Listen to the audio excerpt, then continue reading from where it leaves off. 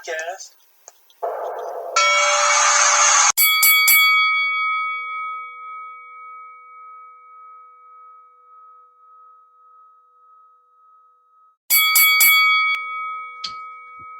All right, and we're recording. What's going on, Fight Bros podcast listeners? Coming at you today with Fight Bros podcast number 46. Got a great one for you today. This gentleman has a fight coming up on November 6th, fighting under the Titans in the Cage promotion for the lightweight title. I'm very glad to have this gentleman on today. We got Micah, the original Sheffey. Micah, thanks for coming on today, brother. Hey, thanks for having me. I appreciate it. So, man, I know we've never met before, but I'll kind of give you my first kind of impression of you or meeting you. So I live down in Pulaski, so I've been to the Titans in the Cage when y'all have them down at Pulaski. And this was a few years ago, but I remember Kim, the promoter of Titans in the Cage, they brought you out to the middle of the octagon, and your opponent didn't show up, man. They no-showed. I think she pretty much said that your opponent ghosted y'all with like 4 days to go, and so she was pretty much had you out in the octagon, just pretty much putting that on notice that your opponent didn't show and didn't really say anything before fight night. Do you remember that going on? Oh, I remember that very well. Yeah. How does that feel, having something like that happen when you work so hard to get to that fight night moment and then have that go on? Yeah, that was tough, man. I mean, it's a lot of work. It's a lot of time and dedication that goes into getting ready for these things. And then, for somebody to just up and ghost you last minute, it kind of leaves an empty hole there, because you're ready to go, ready to do your thing and did all your work, and they just don't show up. And you don't really forget stuff like that. Yeah, that's true. Hopefully that hasn't happened to you too many times, has it? Honestly, that's the every fight I've ever been booked for, and I've had over 20 fights, and that's the only time it ever happened, at one time. Well, that's good to hear, man. Yeah, I love when y'all come out to Pulaski. Our high school is pretty big, so that's pretty fun to watch y'all do y'all's thing at Pulaski High School, man. Yeah, that was a nice venue. I liked it out there. I did. That was a good venue to be at, and I enjoyed being out there too. Oh yeah, man. So next thing I kind of got for you, tell me a little bit how you got into MMA.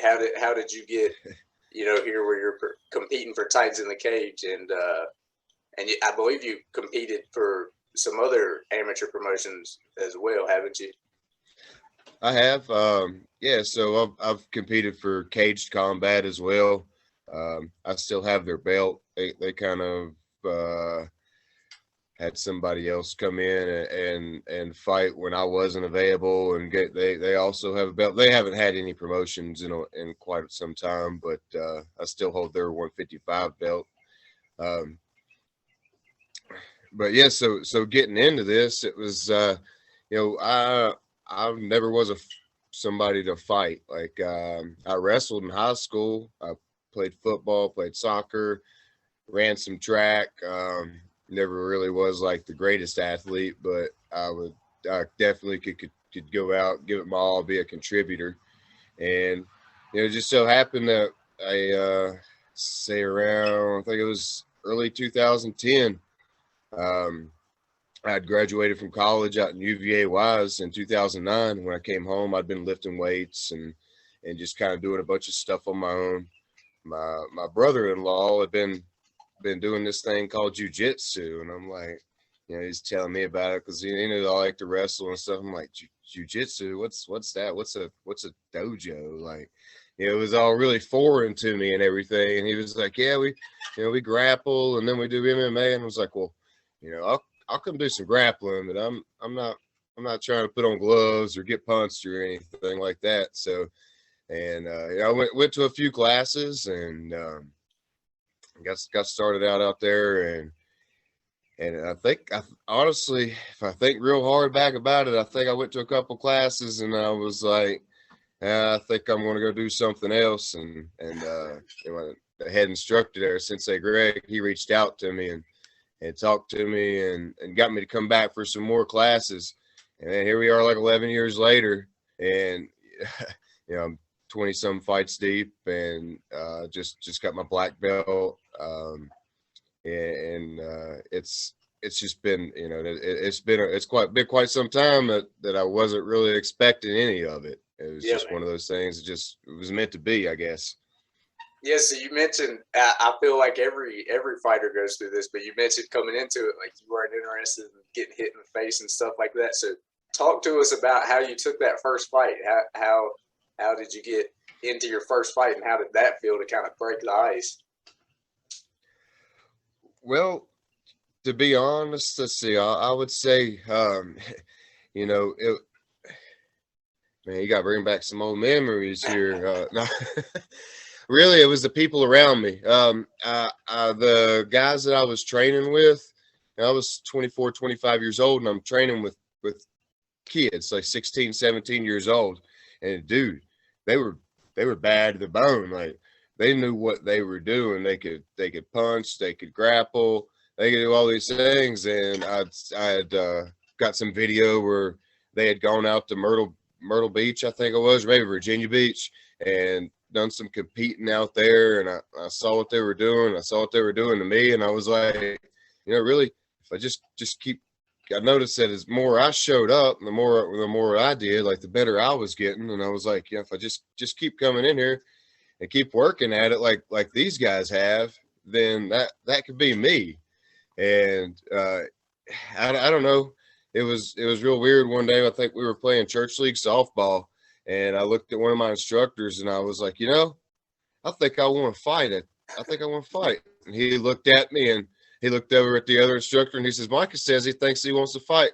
And they kind of looked at each other and just shook their head. And you know, that was all I needed to know is pretty much that was like, prove it.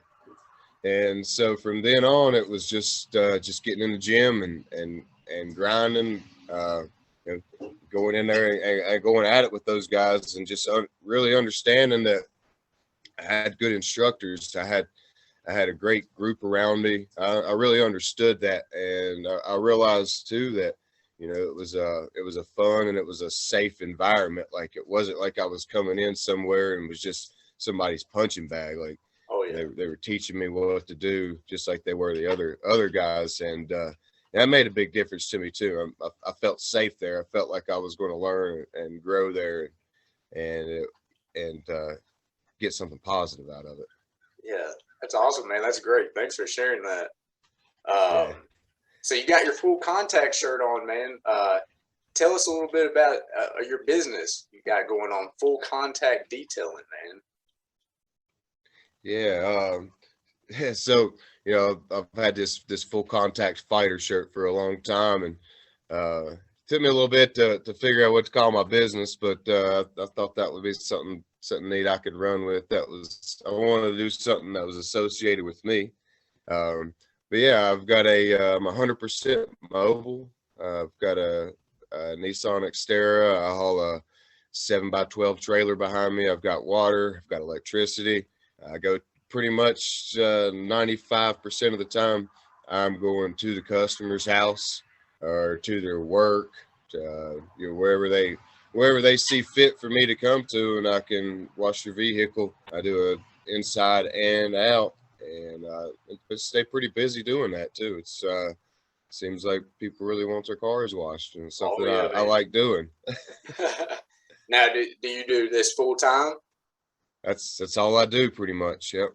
That's I awesome, got a man. little, And is yeah. this out of just doing this out of just Wytheville, or what's kind of your reach with this? I travel all over. I traveled to Independence the other day, and you're not familiar with Independence. Independence is about an hour away from here, so it was an hour each way. Around the hour radius is about you know, as far as I want to go. I spend quite a bit of time on my vehicles, Oh yeah. and so it takes, you know, it takes me a little bit of time to get them done. I don't just come in and wipe the dash down, spray it off, and leave. I spend quite a bit of time on them, and make sure that that you know, what I'm doing, I do it right. So yeah, but as far as the radius, I mean, I go to Pulaski. I went to Radford yesterday morning, actually, up to exit 109. I've gone to South Gap, which that borders West Virginia. Um, so I've been out to Bristol. I've got some friends out there, like some college friends. I went to fraternity friends, brothers. They support me, have me come out there. So Yeah. you know, usually about an hour radius, hour each way. I don't mind that. It ain't too bad. Oh yeah, man. I seen on your Facebook you've done huge RVs, you know, big old like Volvo trucks. Do anything, Yeah, man. pretty much. Yeah. If you want to clean, I'll come out and I'll give it my best. Yeah, guys. So check out Micah's business, Full Contact Detailing, on Facebook. Anywhere else they can reach you other than Facebook? I got my website, fullcontactdetailing.com. Yeah, that's Facebook. You can text me. It's 276-613-0360. Any of those avenues, just reach out to me and I'll get back with you and we'll get something set up. Yeah, guys, definitely reach out to Micah for your detailing needs at any of those places. And I think that's awesome that you bring in, you know, the full contact, just your lifestyle into your name of that business. I love that, man. So this is something, our next question here, this is something I like to ask a lot of fighters. So you just told me about, you know, your full-time business. You, between messaging you, you've told me, you know, you gotta have time for your family. You gotta go to the gym. Gotta put in those hours to be able to compete at this level you are for the title. Tell me a little bit about how that balance is between, you know, keeping the full-time job, your family time, and staying ready for title fights. You know, pretty much how are you staying motivated in order to compete at this amateur level, at the highest level, competing for titles while balancing I all? tell you, yeah, it's quite the balance. You know, just this week, my wife, she runs her own business as well. She runs a boutique, the She Shed Boutique, where she sells women's apparel and things like that. Well, she just went to Atlanta this week. She was gone, and I was home. I got my 2-year-old. Got a almost 15-year-old that my sister-in-law, she lives with us. She's, you know, and then I got my daughter. She's 9. Um, it's quite the balance for everyone. I'll tell you that. It's a jam-packed schedule. We get up about 6:45, 7 in the morning. We're out of the house at 8. Got one kid going to one school, one kid going to the other school. Got the third kid going to the babysitters. So it's being able to schedule my jobs in between that time that they got to be picked up. Carissa, she's the one getting ready to turn 15. She's also a cheerleader for the middle school. So we've got to pick her up from practices, got to get her to games, got to go watch her cheer. You know, got to be there to support her. You know, she was my rock this week because just so happened that it laid out while my wife was gone to Atlanta that she did not have cheerleading all week. So she was able to help with the 2-year-old while I went and trained. But yeah, I mean, it's, you know, it's at 7. We get up around 7. We're out of the door at 8. Usually come home around 5 or so in the evenings. Training is around 6, 7. So get everything settled there. Down the road to training. Get home around 9, and it's you know, it's quite the balance, I'll tell you, because the kids want your undivided attention too. They don't want you replying to the messages. They don't want you checking your Facebook. They don't want me booking appointments with my customers or replying back to them. Like, you know, they want the full on attention, and it's really hard to spread that thin. And I don't do so great at the full on attention. I do try really hard, but also, you know, I got other stuff, and I think, you know, my parents did it too. They had to spread it out between us, and you know, you do the best that you can. but knowing, knowing too that, like you said, getting to compete at this level, getting ready to be on the main event for the Titans of the Cage, and I've had quite a few fights. A lot of people probably thought I wasn't going to. I thought I wasn't ever going to fight again. Like I thought I was just pretty much done with it. But like, I feel great.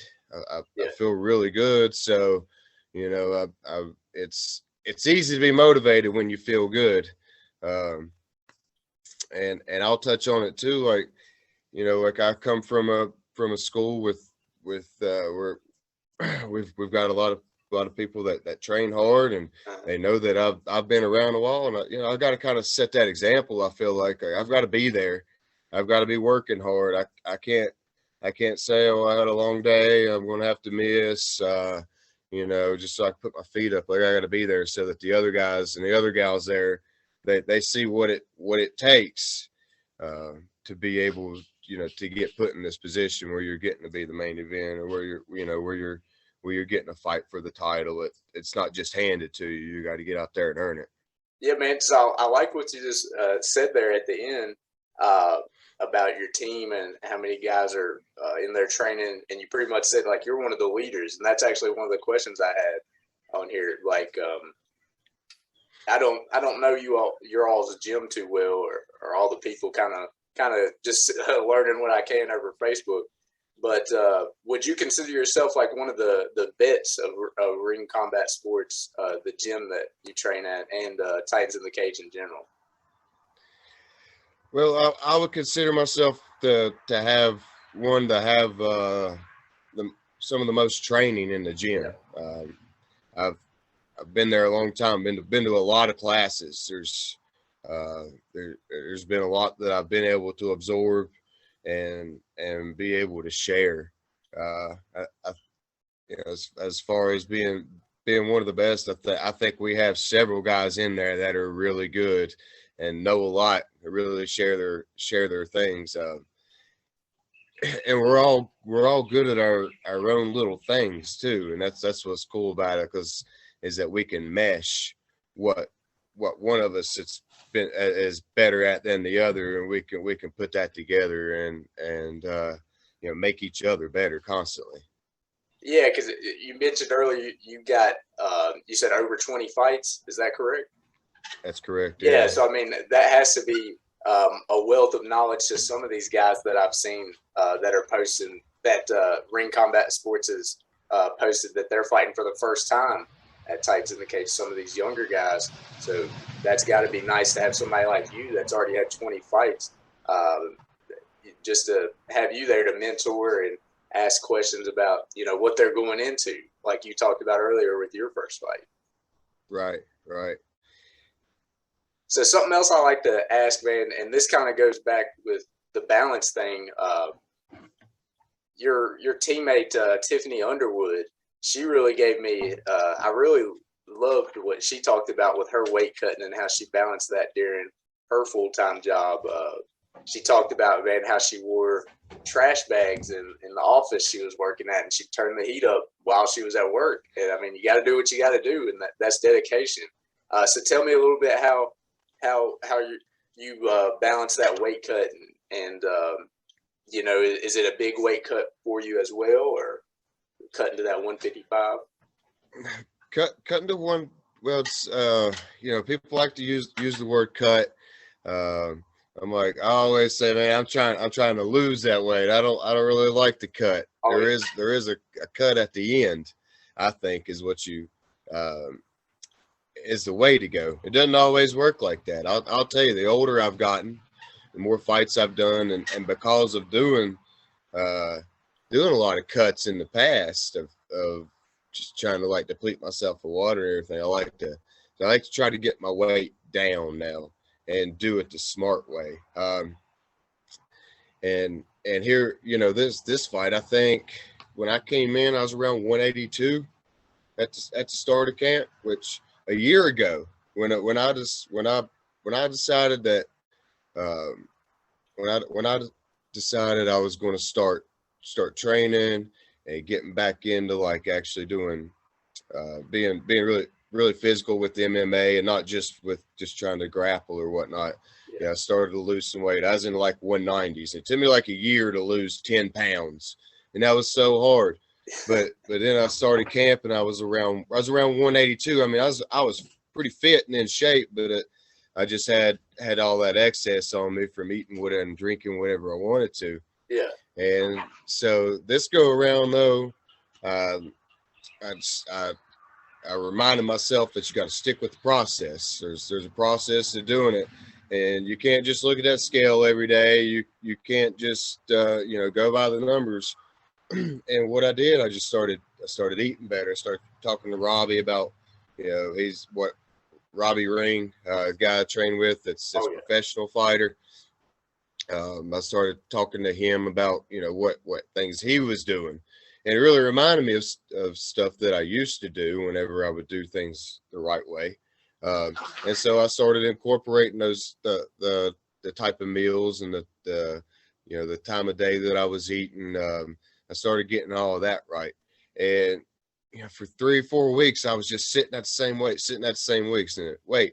And then all of a sudden, it just starts to fall off. And it's just like it just keeps going and going. And but I'm also like, I'm not eating burgers. I'm not eating red meat. I'm not eating a ton of bread and all of that either. Like since I got my body readjusted to eating healthy foods, it's really starting to pay off. So like I'm going into class and coming out, I'm going in feeling good and I'm leaving feeling good. I'm not going in depleted and then dragging myself out of there because I made some bad decisions on my meals and whatnot. It's it's a mindset now that like, we got to get this weight down. Is that because we got a 5-round fight coming up and we got to go 5 rounds. Like I can't be cutting 10 pounds the week of the fight or anything like that. Yeah. So it's been a really big mindset for me, and just convincing myself to stick to the process, just like the training process. Your diet's the same way. You got to stick to doing the healthy things in order to get the healthy outcomes. So is 155 your kind of favorite weight class to fight at? And have you took some fights at like 185 or 170? I fought at 170 several times. Yeah, I fought at 70. That's usually before I took a desk job and put on 20 pounds a couple of years ago. That's where I pretty much hung out at. So I just felt good there, but I didn't have to do a whole lot to get down to 50 to make 70. Yeah. Oh yeah. So we mentioned earlier in the podcast that so on November 6th you're fighting Titans in the Cage lightweight champion Dylan Smith. So Dylan has a background in wrestling, and it seems like he likes to finish fights on the ground. I think his last 3 fights ended in a submission finish. How have you been training to deal with how it seems like he wants to take this fight? I've watched Dylan. I've watched all his fights live at TOC. I've always liked watching him fight. Dude's got center blocks in his hands when he comes out. I think his fights end up on the ground because people don't want to get hit by him, and I don't blame him. Like, I mean, the dude's got enormous power, and then he's got that. He runs. I know he runs a wrestling school down in Lebanon, Elite Grappling. So I know that he likes to be on the ground, and he's comfortable there. But it doesn't. It looks like kind of like his opponents like to get to the ground a little bit more than he does. He don't mind throwing them center blocks around. Well, I just try to. I try to train everything that I can. All the different types of situations. It's of course it's impossible to train every scenario that there's going to be. But I've just been working hard to hit all of it, hit the stand up and hit the ground. and transition into both of them, because there's a lot of cardio involved. Just getting to the ground, as many fighters know. Other people don't.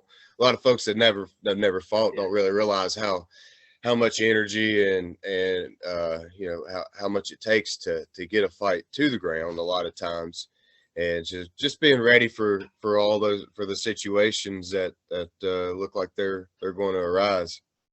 Yeah, man, that's a good statement, because I've been doing boxing here lately, and I couldn't imagine having to worry about somebody shooting for a takedown on me and all that stuff. So yeah, It's I totally different stance and everything, being when you don't have to worry about somebody taking you down. It's, that's one thing, but when you're worried about kicks, punches, takedowns, all of it, it's it's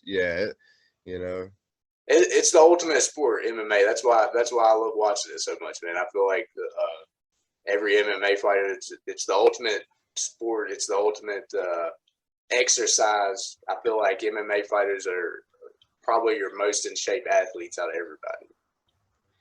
Yeah, for sure. And if you're not like doing some type of cross training with it too, like, I mean, I think you might be doing yourself a disservice. Like, you got to run, you got to do some different kind of weight trainings and whatnot to be able to get yourself along with all the hands-on of MMA, because your whole body's got to be ready.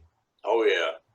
So Micah, this isn't your first time fighting for the Titans in the cage belt. So how does it feel to kind of have that title experience going into that? And I think you've already main evented some cards before. So how does it feel having that experience behind you heading into this November 6th title fight? I tell you, there's still, I feel the pressure, and I put that pressure on myself, because I want to make sure that I'm representing myself and representing the team that I train with, my instructors. I want to go out and I want to represent everyone involved, in the best way that I can. So, fighting for titles is a lot of stress, a lot of pressure. I've been to all, like I said, all the other events, and trying to live up to the to what you see out of the title fights, because there's been some really great ones at Titans of the Cage, and but at the same time, like, I also, I'll say it again, like, I believe in the process. I believe that what I'm doing is it's all going to work out. It's putting it all together on fight night. It's it's going to be a long night. That's one of the things about fighting for a title. Also, I think they've got like 24 fights lined up right now, and I imagine there will be 2 short intermissions, and once you get into later in the night, you've been there all day, gone through the day all day, and then you got to go get out there and fight at 10:30 at night, and that's usually like the time that I'm going to bed. So I joke about it, but seriously, like, Saturday nights, I'm up until fight night, like, I got to figure out my routine of making sure that I'm ready to go, when that time comes. Yeah, so one thing about y'all's team, man, that I've always appreciated when y'all fought in Pulaski is y'all are really behind your teammates. I remember for some of the title fights, I mean, y'all would have y'all's whole team walk down with y'all's guy at those fights that I seen in Pulaski. I can't remember his name, but I've never met him, but he was y'all's heavyweight champion. He still might be, but he was from Pulaski. CJ Burleson? CJ, yeah. Oh, yeah. CJ's a beast. I remember him because a lot of people from Pulaski, especially where he's from, Pulaski, were out there supporting him. And I remember all of y'all's teammates walking down with him, and I thought that was awesome. Just the kind of support and brotherhood y'all have for each other. Oh, yeah, for sure. And CJ, man, he always brought his own cheering section. It which and he is a very, very talented fighter too. So people love to watch him fight. The state has kind of done away with allowing us to have that walk. As sanctioning has came along, you can only have like so many people walk out with you now. But still, everyone's your team's there, your teammates, and they're there and they're cheering you on, and they're it's a really great atmosphere. I agree. So last little bit of questions here for you. I always like to ask everybody this: Are you like a big UFC fan? Do you like watching mixed martial arts outside of fighting? Because I know some fighters, they get in there and do it, and they aren't interested in kind of keeping up with it afterwards, because it is time consuming to try to keep up with all that stuff outside of what you already got going on. Yeah, I don't keep up with it a whole lot. If it happens to be that I'm sitting home flipping through the channels and UFC is on or Bellator's on, I'm going to watch it. But it doesn't happen real often for me. It's kind of telling you with my schedule, and if it wasn't for fighting in the evening or going to train because I got this this big fight coming up, I'd be out in the yard, or we'd be down on the trail, or I'd be doing something with the kids pretty much outside of that. There's not a whole lot of TV time around here. Oh yeah, I'll tell you that. So it's but I do like watching it. I just don't get to keep up with it. Now, do you have like a favorite fighter that got you into it? Oh, for sure.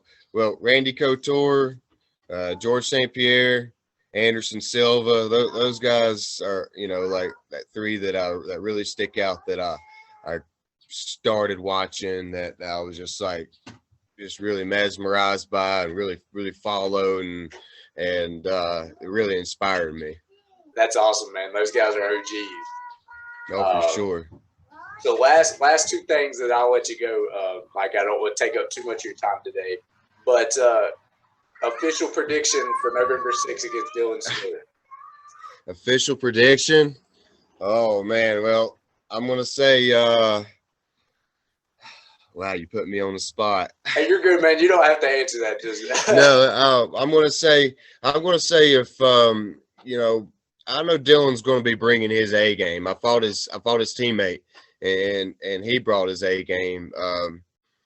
And I know Dylan's going to. I could very well see this fight going to decision. Outside of the decision, I'm going to say I'm gonna come away with the win by KO or TKO. I love it, man. And then last little thing here. I want to give you the floor at the end here. Anybody you want to shout out, teammates, family, anything heading into this November 6th fight? Yeah, for sure. I mean, if none of this would be possible if it wasn't for my wife's support and her being behind me on that. Samantha Sheffey, she's got the She Shed Boutique. So anybody check that out if you're looking for any ladies' clothes there. Of course, my instructors. I wouldn't be here if it weren't for them. That's Sensei Greg Ring, Sensei Kim Ring, my best friend, my fraternity, my little fraternity brother, Sensei Brian Pisani, Sensei Robbie Ring. Robbie's gotten so good, and Razor Rob, he's razor sharp, and I get to train with him a lot, and he really puts it on me. I can't thank him enough for always being there for me. Yeah. Tyler Cardwell, I've been training with Tyler for a long time. Sensei Tyler, and all the guys in the gym. I could go through and name 20 some of them. I don't want to leave anybody out, but I love everyone in there, and I appreciate them so much. Also shout out to my parents.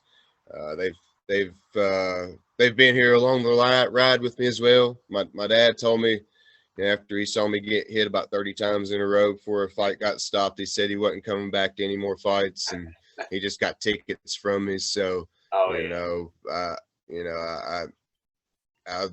appreciate my parents were always here for me when I was in in school playing sports, and they were always at all my games and everything. And then, you know, here I am, 35 years old, and they're still there supporting me, and it just means the world to me to have them there and behind me. Oh yeah, man, that's awesome. So guys, look, if you're looking to follow Micah, I included all his social media, his YouTube, everything at the beginning of the podcast. So take a look at that. Remember, if you need detailing, look for him, Full Contact Detailing, fullcontactdetailing.com. That's correct? That's right. Check him out. And look, if you're looking for tickets to the fight, you can get them from yourself, right? For November 6th. You can get them from me. You can message me about them, or you can go to the website and get them. Either way, I'd love to support any tickets I can sell. You know, it'd be great. Just let me know. Yeah, guys. So reach out to Micah if you're looking for tickets. Visit www.tocfights.com if you're looking for tickets as well. I believe y'all do a live stream also. Is that correct? That is what's planned. Yes. Okay. Yes. So even if you can't make it to the fight, you can still get that live stream and support our guy Micah right here. So Micah, man, I really appreciate you taking time out of your day to come out on the podcast today. It's been a pleasure talking to you, man, and I wish you so much good luck in your upcoming fight on November 6th. Hey, it's great meeting you, Marcus. I appreciate you having me. It's been I appreciate it. Hey, thanks, man. I'll hit stop recording and then we'll finish out. Okay. So yeah, guys, thanks for watching Fight Bros MMA show number 46. Check out Mike at his upcoming title fight on November 6th at Titans in the Cage. Thanks, guys. Thanks for watching the Fight Bros podcast. If you like what you heard today, like us on Facebook and like and subscribe to us on YouTube. Thanks for your support.